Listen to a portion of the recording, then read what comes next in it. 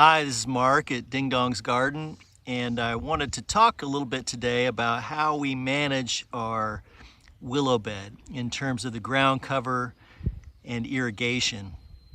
It's a topic that I was thinking about talking about, but just had a question recently, and I've had some lessons learned on this, and I wanted to share them with you. So we have about 100 feet of ground cloth, and underneath that, running lengthwise, is drip tape. And so we first lay down the drip tape, and then we lay over top of that the ground cloth.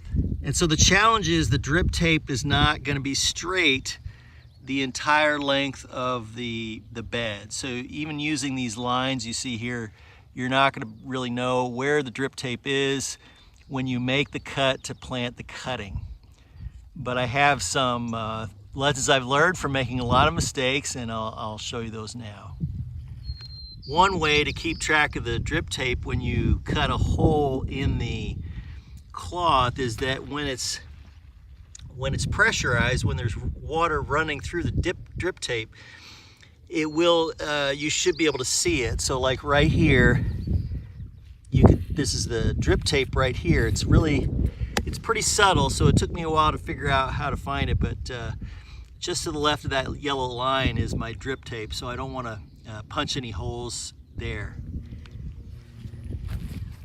Another strategy I'll use is to go into a hole that I've already cut and pull it up a little bit, and then make the insert, and then I would put the stick in here and do the same thing. Pull it up again, go over to where I need it, and put the cutting in.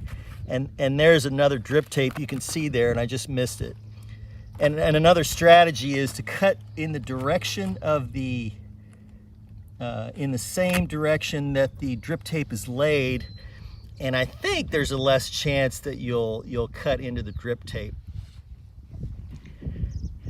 And finally, the last piece of advice or lessons learned that I have is that the second year of your cutting, the winter, after the first year you planted it, you'll go through and coppice it again. And when you do that, you're gonna need to cut the fabric open a little more, because the trunk of the coppice tree will have grown, and this plastic will kind of choke it off if you don't cut it.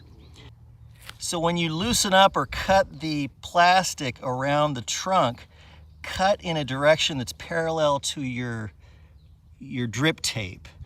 If you cut in a perpendicular direction, you're going to be more likely to cut into something. So cut in a parallel direction on either side, and that should give you enough room without cutting open your irrigation.